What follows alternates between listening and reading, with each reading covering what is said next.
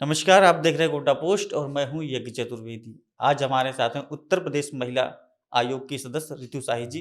रितु शाही जी लगातार गोंडा में आती हैं और महिलाओं की समस्याओं को सुनती हैं। महिलाओं की समस्या गोंडा में किस तरह की है, उनके बारे में महिलाओं की समस्याओं को सुनकर किस तरह का निस्तारण किया जाता है, इस पर हम पूरी तरह से मैम से बात करेंगे और यह जानने की कोशिश करेंगे कि महिलाओं की जो आजकल कामकाजी महिला हैं, उनको लेकर क्या कोई नई पहल की गई है, जो उनके कार्यस्थल पर जिस तरह का उनका उत्पीड़न होता है, उसको रोकने के लिए महिला आयोग के द्वारा।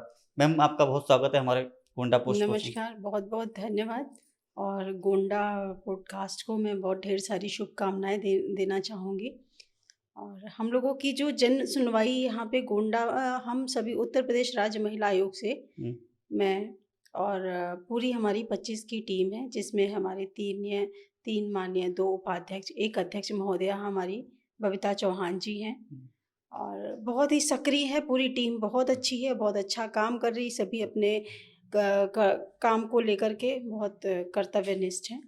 और बहुत अच्छी बात है कि कहीं भी जहाँ भी ज़िलों में जाते हैं हम लोग जन सुनवाई करने, तो बहुत अच्छे से सुनवाई भी करते हैं और उसका मतलब कोशिश पूरा प्रयास यही रहता है कि तुरंत-तुरंत उसका निस्तारण कर दिया जाए। हुँ। जो भी आ रहा है तो अपनी समस्या को लेकर के तो संतुष्ट होकर के जाए। और समस्याएँ तो गोंडा में इस तरह ज़्यादातर घरेलू उत्पीड़न भी हैं और कुछ इस बार तो कहें अपहरण के भी मामले थे जो छोटी बच्चियों के साथ। हुँ, और बहुत अच्छी बात ये रही कि यहाँ का प्रशासन बहुत ही सहयोग करता है। मैंने देखा कि तुरंत-तुरंत वहाँ कितने एफआईआर भी दर्ज हो गए थे कि 24 घंटे कहते हैं कि अपहरण में हुँ, अ, द एफआईआर करने में लगता है कि 24 आवर हो जाएँ तब एफआईआर दर्ज हो, लेकिन ऐसा कुछ नहीं था। अभी एक ऐसा ही मामला आया, बच्ची 14 साल की थी, अपहरण में 16 साल की, और अपहरण हो गया था और पुलिस ने रात को ही उसका एफआईआर दर्ज करके कार्रवाई चालू कर दी। तो ये बहुत अच्छी बात है कि पुलिस पूरा सहयोग कर रही है हम लोगों का। और हुँ। हम लोग जो भी हैं घरेलू हिंसा से महिलाएँ जो उत्पीड़ित हैं, उनको हम लोग मैम, मतलब ज़्यादातर समस्याएँ घरेलू हिंसा की भी आती है कि या कार्यस्थल पे जो आजकल कामकाजी महिलाएँ, उनके उत्पीड़न को लेकर भी समस्याएँ आ रही हैं आप लोगों के पास? समस्याएँ तो आप समझ लीजिए, जैसे कहते हैं कि एक डॉक्टर 50 बीमारियाँ, उसी प्रकार पुलिस हुँ, प्रशासन एक है और हुँ, 100 तरह के अपराध हैं, तो उसमें ही हम लोग जैसे आते हैं, तो उसमें हर तरीके के जो है घरेलू हिंसा हो गए, ज़मीनी विवाद हो गए, बलात्कार हो गए हुँ। आपके, और महिला उत्पीड़न हो गया। कई तरह की सभी समस्याएँ आती हैं, उसको हम लोग पूरा-पूरा समझा कर के, और जैसे जो घरेलू हिंसा वाले मामले आते हैं, तो पूरा प्रयास ये रहता है कि दोनों फैमिली को बैठा कर के, समझा कर के कि मतलब आपस में सामंजस्य बन जाए और परिवार फिर से बस जाए, क्योंकि टूटा हुआ कोई भी हुँ। चीज़ हो अच्छा नहीं लगता, परिवार हो या घर हो। तो एक को पूरा प्रयास ये रहता है कि समझ-बूझ करके इनको एक एक करके इनके घर वापस हँसी-खुशी भेज दिया जाए।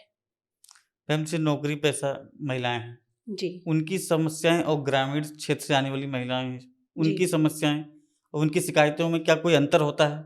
बिल्कुल होता है। जैसे नौकरी पेशा वाली जो हैं, जो शहर से हैं महिलाएँ, उनकी समस्याएँ जो हैं इस प्रकार की होती हैं कि वो अपना शायद टाइम उतना परिवार को नहीं दे पाती और परिवार उनको सहयोग नहीं करता है।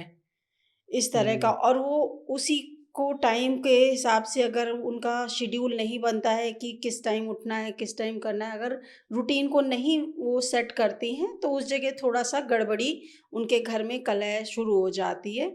और ग्रामीण महिलाओं की जो समस्याएँ हैं, वो इस प्रकार हैं कि घरेलू विवाद में कि उनकी सास से नहीं बन रही है, ननद से हुँ। नहीं बन रही है, या देवर-जेठ से नहीं बन रही है, या एक-दूसरे पे गलत आरोप-प्रत्यारोप लगाते हैं ये लोग। तो इस प्रकार की समस्याएँ हैं, तो बहुत फ़र्क है। जैसे शहर में जो महिलाएँ हुँ, वर्किंग वुमन हैं, वो हुँ, समय को लेकर के परेशान हैं, और ग्रामीण में जो महिलाएँ हैं, वो हुँ। घर में परिवार में ही परेशान हैं। तो शहरी क्षेत्र की जो महिलाएँ आती शिकायत लेकर, जैसे आपने बताया समय की उनके पास कमी हाँ। रहती है, उसको लेकर घर में क्लेश होता है। जी, तो जी। उनको किस तरह उनका समस्याओं का निदान कैसे किया जाता है? तो जो उनको फिर वही है कि परिवार के लोगों को बैठा करके कि अगर आपकी बहू खाना बनाने में टाइम नहीं दे पा हुँ, रही है तो थोड़ा मदद कर दीजिए। हुँ, वही बात है कि सब्जियां वो काट रहे हैं तो समय बच गया, आटा गूंथ हुँ, लिया तो समय बच गया, साफ सफाई किसी ने कर ली, बच्चे को किसी ने तैयार कर लिया अगर जॉइंट फैमिली है। हुँ, और नहीं तो शहरों में तो देखिए बच्चों के लिए अब क्रेच वगैरह की सुविधा है, अगर बच्चे को हुँ, पालने में दिक्कत आ रही है तो बताया जाता है कि आप क्रेच की हेल्प ले लीजिए या हुँ, सर्वेंट घर में रख लीजिए। इस तरह का थोड़ा उनको हम लोग मोटिवेट करते हैं कि मतलब अगर अपने समय को सेव करना चाह रहे हैं, नहीं तो कई बार होता है काम करते-करते फ्रस्ट्रेट हो जाता है इंसान, तो प्रॉब्लम उतनी बड़ी होती नहीं जितना बड़ा वो सोचता है प्रॉब्लम। तो इस तरह हम लोग हुँ, जो है उनको काउंसलिंग करके, समझा करके कि हुँ, बात ज़्यादा ना बढ़े और फिर जब वो उस चीज़ का उन्हें सॉल्यूशन बता दिया जाता है, हुँ। तो मामला वहीं से ख़त्म हो जाता है। मैम, महिला आयोग के द्वारा जी, महिलाओं की सुरक्षा को लेकर जी। क्या कोई नई पहल की गई है?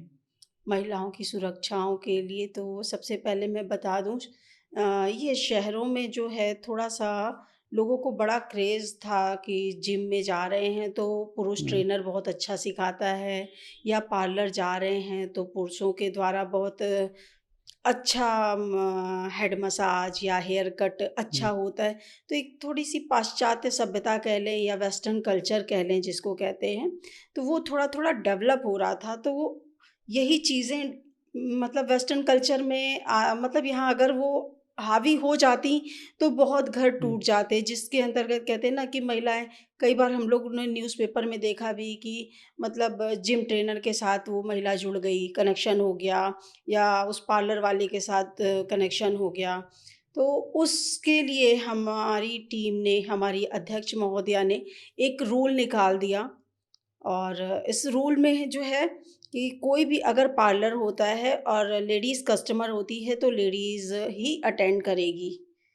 और अगर जिम है, हुँ, तो जिम में ट्रेनर अगर लेडीज़ जा रही है जिम करने तो जिम ट्रेनर लेडीज़ लेडीज़ ही ही होनी होगी। चाहिए। अगर स्विमिंग जा रही है तो ट्रेनर आपका स्विमिंग का लेडीज़ ही होगी। इवन कि बस में बच्चे अगर जा रहे हैं, हुँ, बच्चियों की बस है, तो उसमें एक महिला हुँ, कंडक्टर के रूप में या हेल्पर के रूप में महिला ही होगी।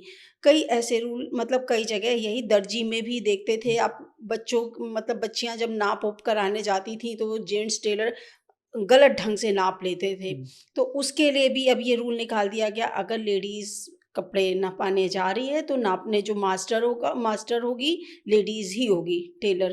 तो इस तरह के ये रूल ये सोच कर निकाले गए कि ये जो वेस्टर्न कल्चर हावी हो रहा है हमारे हुँ। इंडिया में, हमारी संस्कृति पे, तो इसको कैसे हम लोग दूर भगाएँ और अपनी संस्कृति, अपनी सभ्यता के एक दायरे में रहें। मैम, जैसे आप बता रहे हैं कि हर जगह लेडीज़ ट्रेनर जी। स्विमिंग में या तो इससे तो महिलाओं को रोज़गार के भी अवसर बनेंगे आगे चल के। बिल्कुल, ये तो बहुत मतलब एक महिलाओं के रोज़गार का रास्ता भी जी, खुल गया खुलता है। और सबसे अच्छी बात है कि कोई भी जगह होती है देखिए अगर वहाँ पे मुझे नहीं लगता कि अगर आपने एक छोटी-सी भी कोई एक एजेंसी खोली है, तो कम से कम 6-7 का स्टाफ अगर नहीं है, तो वो नहीं चल पाएगी।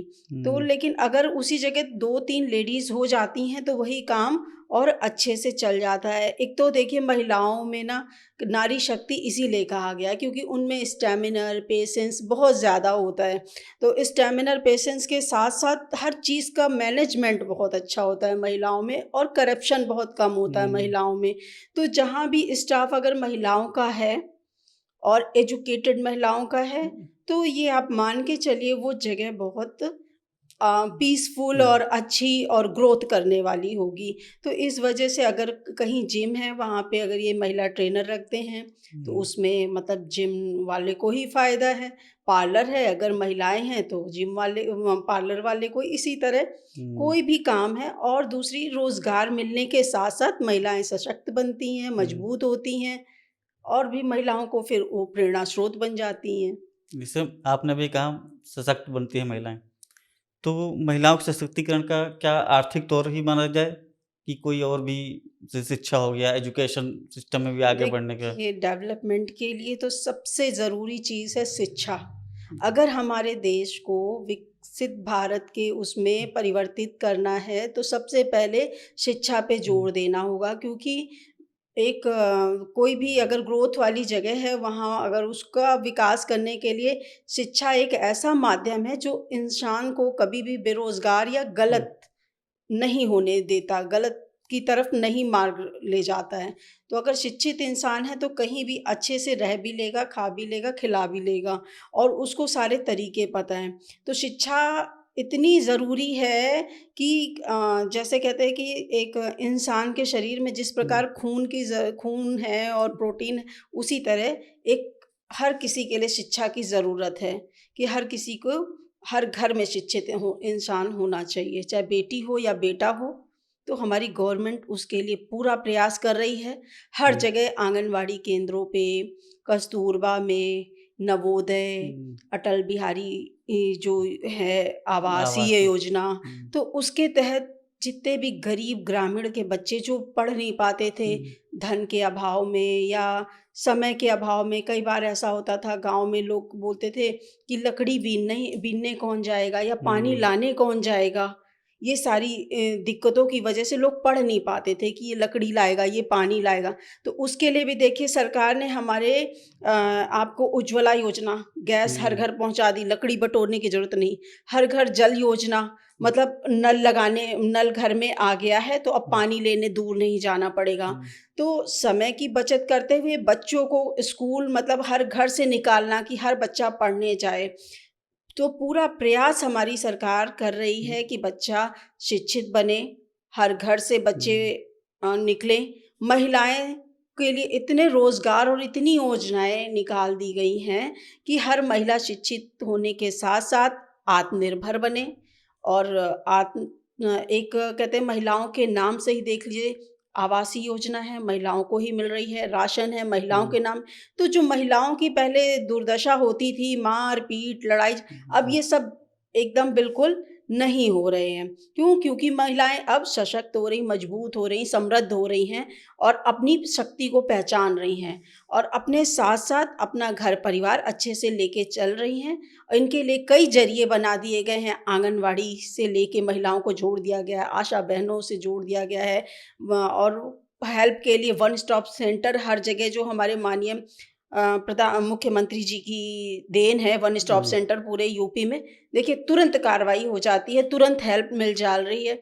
तो पूरा मैं बता दूँ कि आपको हमारी जो सरकार है हर तरीके से महिलाओं को, बच्चों को, वृद्धों को सशक्त मजबूत बनाने में लगी है। किस प्रकार अपना भारत विकसित भारत बने, पूरा प्रयास कर रही है। मैम जैसे आपने योजनाओं की बात की, तो क्या जो महिलाएँ हैं, योजनाओं से संबंधित भी आपके पास शिकायतें लेकर आती हैं कि जैसे उज्ज्वला योजना हो गया या राशन में जो जी, मुखिया बना जी। दिया गया, तो इस तरह की शिकायतें आपके पास लेके आती हैं महिलाएँ? बिल्कुल, बिल्कुल। कई महिलाएँ ऐसा होता है कि वो अवेयरनेस ही कह लें कि मतलब उनको ज्ञान जागरूक नहीं, नहीं है। जागरूक नहीं है, हुँ, जागरूकता हो नहीं पा रही है कि फ़ॉर्म के साथ क्या-क्या लगेगा। सारे हुँ, प्रोसेस उनको पता नहीं रहते हैं, तो हुँ, जैसे-तैसे फ़ॉर्म तो वो लोग ऑनलाइन फ़िल कर देते हैं, लेकिन कंप्लीट ना होने की वजह से फिर उनका फ़ॉर्म प्रोसेस में नहीं हो पाता है, तो इस हुँ, वजह से प्रॉब्लम आती है। फिर जब हम लोगों के पास आती हैं तो हम लोग जो है हमारे समाज कल्याण के जो भी अधिकारी होते हैं या वन स्टॉप सेंटर से जो भी बहनें होती हैं, उनको बता आयोग कर के द्वारा भी इनको जागरूक किया जाता है हम कि लोगों के द्वारा भी हम लोग भी कई बार ऐसा होता है कि जैसे कि ये आपका गर्ल जीआईसी स्कूल्स वगैरह हुँ, हैं, कस्तूरबा वगैरह हम लोग विज़िट पे जाते हैं, हुँ, तो वहाँ बच्चियों को एक तो देखिए सुरक्षा की दृष्टि से 112 नंबर, हुँ, 1930 नंबर और भी जो नंबर्स हैं सब बताते हैं कि आप लोगों को इनसे सुरक्षा कैसे मिलेगी। जैसे हुँ, अभी बाल विवाह पे रोक जो हम लोगों ने वो हुँ, उस पे कई जगह कार्यक्रम किए कि बाल विवाह कहीं हो रहा तो उसको किस प्रकार रोकना है और ये आपकी सुरक्षा की दृष्टि से बच्चियों को बता देते हैं कि अगर कोई कहीं पे दुर्घटना हो रही है तो हुँ, आप 112 मिला के उन्हें सूचित कर दीजिए। बाल विवाह हो रहा है तो भी आप 112 पे मिला के सूचना दे दीजिए और अगर कहीं कोई ऐसे पढ़ाई-लिखाई में कोई दिक्कत आ रही है आप लोगों को,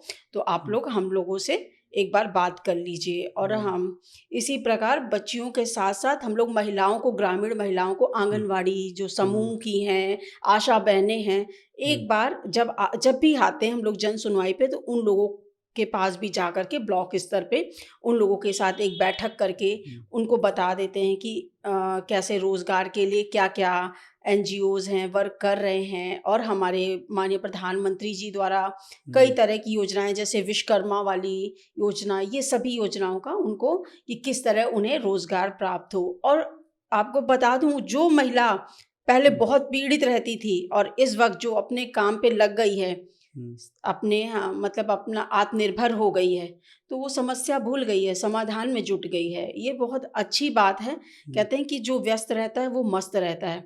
तो महिलाओं में तो बस वैसे दिमाग इतना तेज़ होता है कि अगर उनको खाली छोड़ेंगे तो कहीं फटेगा ही। तो इसलिए सबसे अच्छा तरीका है, किसी तरह इनको तो बिजी बिज़ी रह कर दीजिए, ये आत्मनिर्भर बन जाएँ, क्योंकि महिलाओं के लिए सबसे ज़रूरी चीज़ है इज़्ज़त। इज़्ज़त अगर उनके पास है तो उनको भी पता है कि कहीं भी एक टाइम खा लेंगे, चल जाएगा, 2 जोड़ी कपड़े में काट लेंगे। लेकिन अगर इज़्ज़त नहीं है और आपके पास भरा पड़ा है तो बिल्कुल व्यर्थ है। मैम, महिलाओं की सुरक्षा के लिए जो इस समय जो कानून है, क्या लगता है आपको वो पर्याप्त कानून है कि अभी कुछ और बदलाव होने चाहिए, कानून और भी कड़ा करना चाहिए? नहीं, कानून तो देखिए अपने हिसाब से जो भी अब संविधान में भी परिवर्तन हुआ है, यहाँ तक कि बोलें वक्फ बोर्ड में भी काफ़ी 2025 में परिवर्तन हो गया, धारा 370 बदल गई, कई चीज़ें बहुत अचंभित वाली कि जो चीज़ पॉसिबल नहीं थी वो मतलब संभव हो सका। लेकिन अब परिवर्तन में कहें, कुछ कानून जैसे कि पुरुष वर्ग का लोगों का, पुरुष वर्गों का ये कहना है कि मतलब हमारे साथ न्याय नहीं हो रहा है, कि महिलाएं हम लोगों को उनके साथ उनके फेवर में गवर्नमेंट ने इतना ज़्यादा उनको पावर दे दिया कि उसका प्रयोग वो गलत करके हम लोगों के साथ गलत कर रही हैं। तो मैं बता दूं कि सभी कई तरह के लोग होते हैं, लेकिन उसमें कुछ महिलाएं ऐसी गलत हैं कि जो अपनी पावर का, या जो हमारी सरकार द्वारा नारी शक्ति को जो एक शक्ति का रूप दिया गया है, उसका उपयोग गलत कर रही हैं। तो आपके पास कोई ऐसा केस आया जिसमें ऐसा लगा हो कि महिला ने पुरुष को प्रताड़ित करने की कोशिश कर रही है, जो उसको अगर सरकार उसकी मदद कर रही, नहीं, कानून मदद कर रहा है अक्सर तो उसका सुनिए, फ़ायदा उठा रहे? अक्सर आते हैं। और उसमें मैं बता दूं, जो महिला शादी के बाद हुँ, अपने मैके से संपर्क ज़्यादा बना के रखेगी, उसका ससुराल में घर नहीं बस पाएगा। तो वो जो महिलाएं, और वो बड़ी तेज होके बात भी करती, वो तो हम लोग काउंसलिंग के थ्रू उनको पकड़ भी लेते हैं कि महिला ही गलत है। और कितनी बार महिलाओं को डांट के भगाया भी हम लोगों ने, क्योंकि जो सही है तो सही है, गलत है तो गलत है। हालाँकि कई महिलाओं ने ये भी कहा, महिला आयोग बना है महिलाओं के लिए और आप लोग पुरुष को सपोर्ट करें।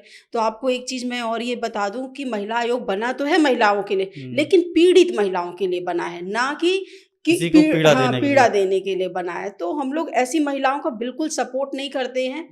इवन कि डाँट के भी बोल देते हैं कि तुम अगर नहीं शांत होके रह सकते हो, परिवार को लेके नहीं चल सकती हो और अपने स्वभाव में परिवर्तन नहीं ला सकती हो, तो हम लोग कोई मदद नहीं करेंगे। और पुरुष का ये है कि वो डर के मारे कि मतलब वो बोलेंगे कि अगर मैं लेके भी जाता हूँ मैम, तो ये घर पे अगर सुसाइड वगैरह करने का प्रयास किया इसने, डरा और सहमा रहता है वो। तो वो डरे रहते हैं। तो उसके लिए हम लोग पूरा प्रयास करते हैं कि महिलाएं ऐसा ना करें, और ये अगर गलत प्रयोग कर रही हैं तो बहुत गलत है। ये आने वाली जो फिर है, उनके आगे आने वाली पीढ़ी, उसको फिर भुगतना पड़ जाएगा। तो मैं ऐसी महिलाओं को मैं पहले तो बोलूँगी कि ये जो शक्ति मिली है इसका अच्छा प्रयोग करें और परिवार में सामंजस्य बना के रखें। कोई भी चीज़ है, एकत्रित होके सुंदर लगती है। अगर आपके घर में भी कोई चीज़, एक चीज़ है तो देखने में मज़ा नहीं आएगा, वो चीज़ें 4 लाइन से 4 रखी हैं या एक साथ सजी-सवरी एक जगह रखी हैं, तो चीज़ें सुंदर लगती हैं।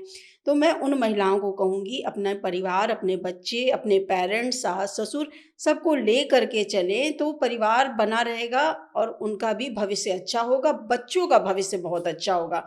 जो बच्चे कभी माँ-बाप की लड़ाई नहीं देखते, या कह लें कि बच्चों ने कभी कुछ झूठ झपट नहीं सीखा, वो सच में बच्चे सक्सेस हो रहे हैं। अच्छा, जो माँ बाप की लड़ाई देख रहे हैं बच्चे घर में, वही 3-5 देख रहे हैं, आप मान के चलिए वो बच्चे बेचारे अपने को मोबाइल में या तो डुबो लेते हैं, क्या करें आखिर, और पढ़ाई में बिल्कुल सक्सेस नहीं हो पाते हैं, और बाद में ऐसे ही बच्चे डिप्रेशन में चले जा रहे हैं।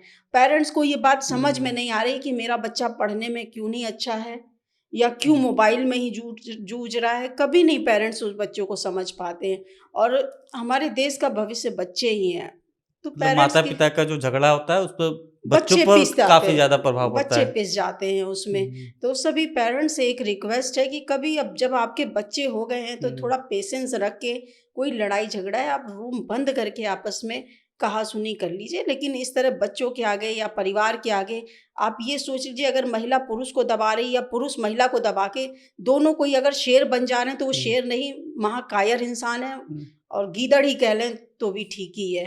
तो अपने को अगर आपको शेर बना के रखना है या राजा बना के रखना है तो शांत बन के चलना पड़ेगा। जितना आप घर में शांति बनाए रहेंगे उतना राजा का रूप नजर आएगा आप में। मैम ऐसे फेक जो शिकायतें आती, झूठी शिकायतें आती, उसको महिला आयोग की टीम जी, ट्रेस कैसे करती है?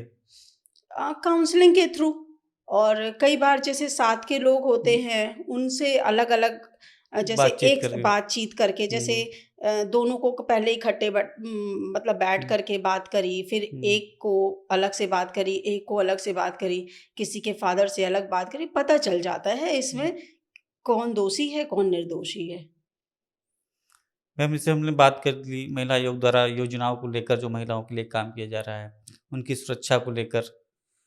क्या मैं कभी इस पर भी चर्चा हुई महिला आयोग टीम सदस्यों में आपस में कि खेल कूद के क्षेत्र में भी महिलाओं को भी आगे बढ़ाना चाहिए, उनको सामने लेके आना चाहिए? बिल्कुल, बिल्कुल। हमारे तो महिला आयोग की टीम में लगभग हमारी अध्यक्ष मैम भी नेशनल प्लेयर हैं, उपाध्यक्ष मैम दोनों, चारू मैम वो भी बहुत अच्छी प्लेयर हैं, अपर्णा मैम भी अच्छी प्लेयर हैं, इवन कि मैं भी मतलब नेशनल प्लेयर हूँ।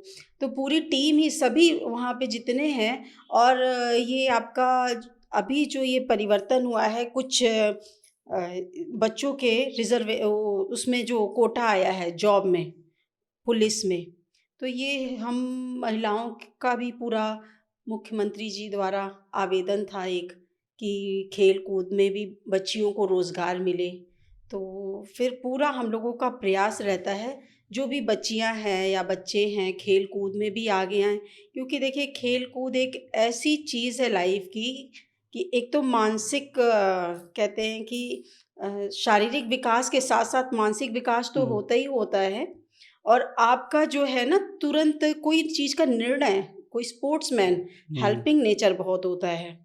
दूसरा, आपको कोई भी चीज़ का डिसीजन बहुत जल्दी और सही डिसीजन टीम लेने वर्क, के, स्पोर्ट्समैन हमेशा टीम वर्क टीम करता है वर्क करता है। तो स्पोर्ट्समैन की बहुत अच्छी पहचान ये होती है कि उसमें टीम वर्क की भावना होती है, कोई जात पात का भेदभाव नहीं होता है, और हर जगह मतलब एक अपने आप को मतलब प्रेजेंटेशन भी अच्छा ही करेंगे, और ये दिखावा बाजी नहीं रहती कि मैंने किया या क्रेडिट लेना नहीं, काम किया इट्स ओके, अदरवाइज ठीक है हो गया, सब सेटिस्फाइड है तो मैं खुश हूँ।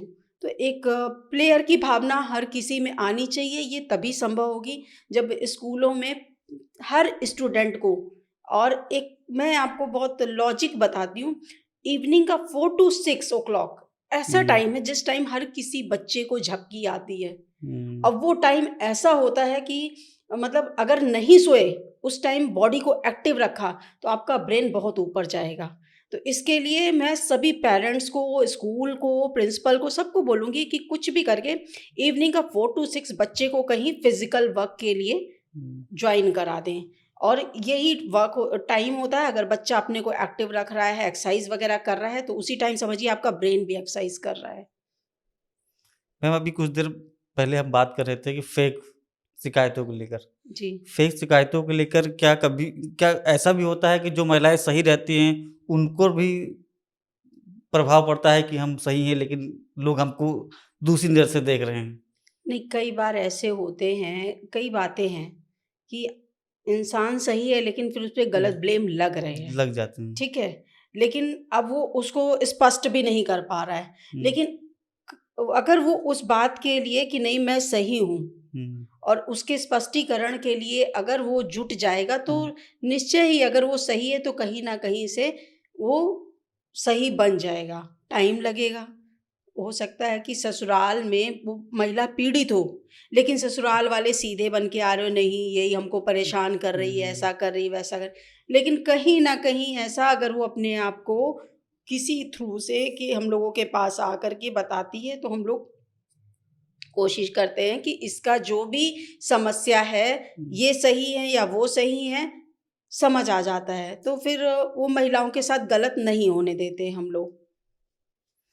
मैम, से कामकाजी महिलाएं हैं, उनका यौन उत्पीड़न या कह ले कि उनकी सुरक्षा को लेकर जिस तरह के कार्य किए जा रहे हैं महिला आयोग के द्वारा, उस पर थोड़ा सा हमको जानकारी देखिए, दीजिए। यौन शोषण तो ये इस कदर हावी हुआ है, आपको बताऊं, ये जो यूथ है, युवा पीढ़ी हमारी, ये थोड़े से शौक को पूरा करने के लिए कई जगह गलत एलिगेंस भी लगा रही है।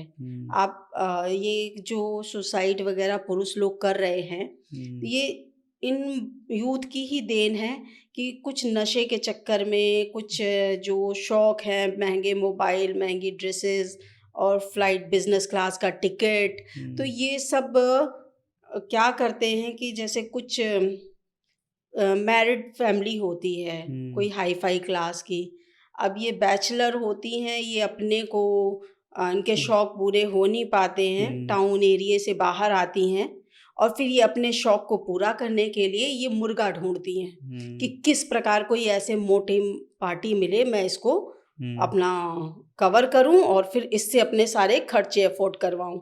अच्छा, पुरुष वर्ग की ऐसी जात है, सॉरी टू से, नहीं बिल्कुल, ठीक है, कंटिन्यू। पुरुष वर्ग की ऐसी जात है कि अगर बाहर कहीं 4 महिलाएं दिख गई खड़ी और वहाँ एक ने भी उन्हें बुला दिया, ठीक है, उनके पास टाइम नहीं रहेगा, लेकिन वो 4 महिलाओं ने या 2 महिलाओं ने या 1 महिला ने बुला लिया, उसके बाद उनके पास टाइम ही टाइम है वहाँ खड़े होने के लिए। तो इस जगह हम महिलाओं को सोचने की बात है कि हम पुरुष से इतना कनेक्शन क्यों रखें, काम से काम मतलब रखें। अगर ऑफिस में कोई जो एम्प्लॉय है ये कह रही है ये मेरा शोषण कर रहा है, तो आप क्यों करवा रहे हो शोषण वहाँ पे? आप मत जाओ वहाँ पे। अगर आपके अंदर एक्सपीरियंस है, टैलेंट है, आप कहीं और जॉब देख लो। हो सकता है आपने 10 डेज 20 डेज दिए हैं, तो आप वो तो किसी तरह भी, किसी भी ढंग से भाई उनको तेजी से बात करके आप अपने 10-20 डेज की अपनी सैलरी लो, वहाँ से हटो, कहीं और जाओ। ऐसा तो है नहीं कि एक ही कंपनी है, हर चीज़ की यहाँ 500 कंपनियाँ हैं, चाहे आपका कंप्यूटर का हो, चाहे सॉफ्टवेयर हो, चाहे हार्डवेयर हो, या इलेक्ट्रिक शॉप हो या शोरूम्स हो, हर जगह जो है 500 दुकानें हैं। तो लेकिन महिलाओं में ही कुछ ये कमियां नज़र आ रही हैं कि वो अपने शौक को पूरा करने के लिए बड़े बड़े लोगों को पकड़ना कि इनसे बात करें, और ऐसा ही नहीं एक को पकड़ा हुआ है, एक को तो वो बना ही रही हैं उल्लू, साथ साथ में साइड में 2-3 और बेवकूफ़ बन रहे हैं। मतलब एक सामान अगर लाखों का दिला रहा है तो साइड वाले हजार का सामान दिला रहे हैं। तो इस तरह के जो प्रकरण आ रहे हैं, तो इसमें लेकिन ऐसा सक्सेस तो नहीं होती हैं ऐसी लड़कियां, सिर्फ इतने में ही रह जाती हैं। टैलेंट भर के भरा है, बहुत अंदर टैलेंट उनके इतना है, लेकिन उसका यूज़ गलत कर रही है। क्यों? क्षणिक सुख के लिए, और क्षणिक सुख में वो बहुत कुछ अपना गंवा दे रही हैं। आपके पास अभी तक कोई ऐसी शिकायत आई है जिससे आपका मन झकझोर गया हो? मैं एक बालिका गृह जो होता है, मैं वहाँ गई थी। आज भी वो सोच के रोना आता है मुझे।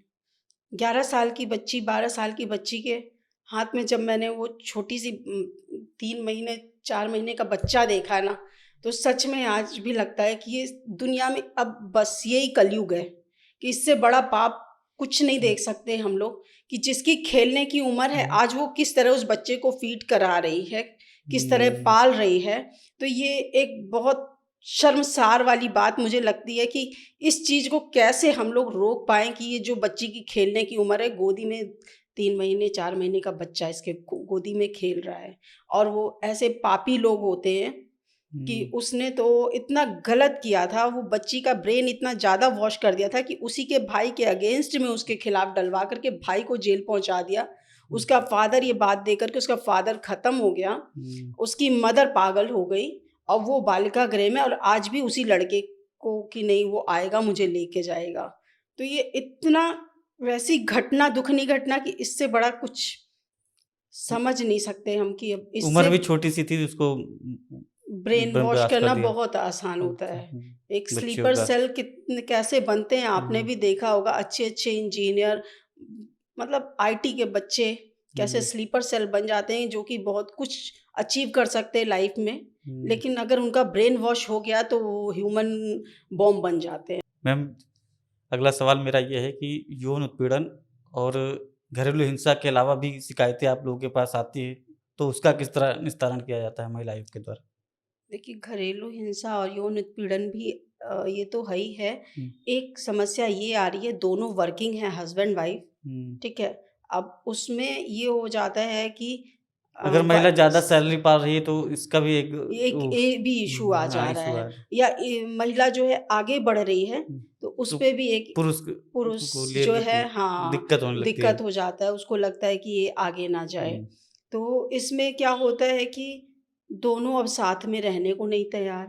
हुँ, भई महिला को वो हो जाता है कि अब मैं तो कमा रही हूँ, मैं अकेले पाल लूँगी बच्चे, और पुरुष को रहता है कि मुझसे ज़्यादा इसका नेम फेम हो रहा है, या ये हुँ, ज़्यादा कमा रही है, ये मतलब घर में भी इसकी ज़्यादा पूछ हो रही है। तो एक इस तरह की समस्याएँ आती हैं, तो बुला करके कोशिश, पूरा प्रयास रहता है कि दोनों को समझा दें, उनको सारे तरीके बता दें कि भई अगर आप लोग इसी तरह करोगे, अभी तो हमने हुँ, बुलाया है, हुँ, थोड़े दिन बाद फिर थाने पे बुलाया जाएगा, फिर कोर्ट में बुलाया जाएगा, धूप में फिर थोड़ा-सा धूप, गर्मी में प्रचंड हुँ, धूप झेलना, बरसात में फिर भीग के जाना, फिर ठंड में कपकपा के जाना, जो हुँ, बजट जाएगा, हिलेगा, वो अलग परेशान होना, वकील अलग आपको मुर्गा बनाएगा। हुँ। इस तरह की बातें समझा करके, तो थोड़ा-सा पढ़े-लिखे वो लोग वो होते हैं, तो इन कानूनी देव दांव-पेच दाँव-पेच से में दूर बचना रहना चाहते हैं। चाहते हैं। हाँ, हाँ। हुँ।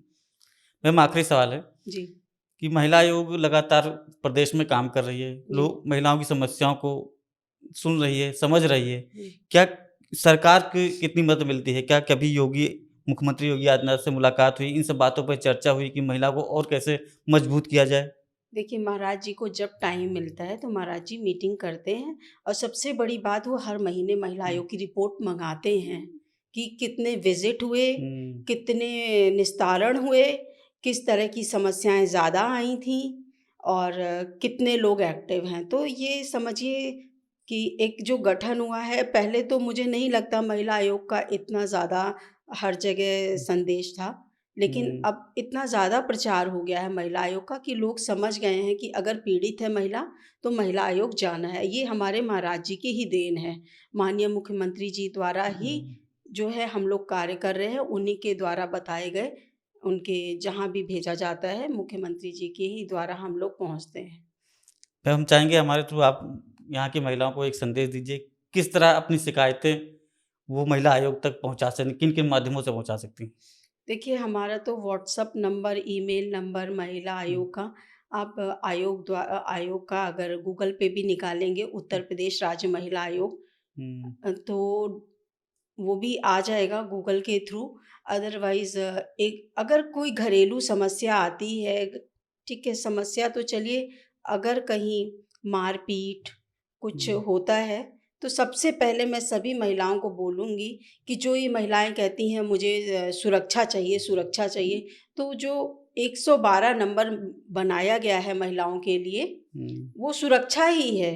वो 112 नंबर उनका, 1090 भी है। वहाँ 1090 है, हुँ, 1090 आपका साइबर, जैसे कई बच्चियों के हुँ, साथ सोशल मीडिया पे हुँ, कई लोग आईएम के थ्रू हुँ, अ, मार्किंग के थ्रू हाँ, अपना उसको उनका उस गलत वीडियोज़ जी। वग़ैरह बना करके करते हैं, तो उसके लिए 1090 पे जैसे ही वो लोग बात करेंगे, तुरंत वो डीएक्टिवेट कर दिया हुँ, जाएगा जिसने हुँ, इनके साथ गलत किया है। और दूसरा ये कि अगर 112 मिलाती हैं, कहीं भी रास्ते में हैं या घर पे हुँ, हैं, कोई हुँ, भी समस्या है, हुँ, आपका 10 से 12 मिनट, मैक्सिमम 12 मिनट में पुलिस उनके स्थान पे हुँ, पहुँच जाएगी। और 1090 आपका कहीं पे भी इनका साइबर का फ्रॉड हो रहा है या 112 नहीं मिल रहा है, तो वो 30 मिनट से 25 से 30 मिनट में 1090 पहुँच जाएगी। तो इस तरह जो है, इनकी सुरक्षा के लिए भी है, और जो ये अपना संसाधन यूज़ कर रही हैं मोबाइल और ये सब, तो मैं इन बच्चियों से, बस यूथ से एक ही रिक्वेस्ट करूँगी कि जिस तरह बच्चे ट्यूशन ना लेकर के हुँ, यूट्यूब और गूगल के थ्रू आईएएस बन जा रहे हैं, हुँ, मतलब उन्होंने इंस्टा का या उसका प्रयोग नहीं नहीं किया। किया। अगर उसका यूज़ किया तो सही यूज़ किया, तो उस मोबाइल का प्रयोग सही करके आप भी पढ़ाई-लिखाई में ही लगिए, क्योंकि वही काम आनी है। और बिल्कुल। इन जो आपके सोशल मीडिया सारे, इनसे थोड़ा-सा डिस्कनेक्ट हो जाएँगे, तो निश्चय ही आपका भविष्य उज्ज्वल होगा। तो बच्चों को बस मोबाइल से दूर रहिए और मोबाइल का उचित प्रयोग करिए। बस मैं यही बच्चों को संदेश दूँगी, और महिलाओं के लिए कि महिलाएँ थोड़ा-सा अपने को शांत स्वभाव बनाना सीखें और घर परिवार में सामंजस्य बना कर के चलें, और सबको अच्छा सोचें कि सब अच्छे हैं तो खुद को भी अच्छा लगेगा। जब सोचेंगी सब अच्छे हैं तो वो खुद भी अच्छी हो जाएँगी। बहुत-बहुत धन्यवाद मैम, आपने अपना कीमती समय हमें दिया। तो ये थी महिला आयोग की सदस्य ऋतु शाही जी, जिन्होंने हर प्रश्न का बड़े बेबाकी के साथ जवाब दिया, और साथ में उन्होंने बताया कि महिला आयोग के द्वारा एक काफ़ी अच्छी पहल की गई है, जिसमें दर्जी की दुकान हो या ब्यूटी पार्लर हो या जिम ट्रेनर हो, वहाँ पर महिलाओं को रखने की बात कही गई है। इससे महिलाओं की आर्थिक स्थिति मजबूत होगी और उन्हें रोज़गार भी मिलेगा। और कई विषय थे जिस पे हमने पूरी चर्चा की मैम से, और जानना चाहा कि अगले आने वाले समय में महिलाओं के लिए क्या-क्या हो सकते हैं सरकार के द्वारा या आयोग के द्वारा गठित टीम गठित कर और महिलाओं को मजबूत बनाने के लिए। बहुत-बहुत धन्यवाद। आप देखते रहिए गोंडा पोस्ट।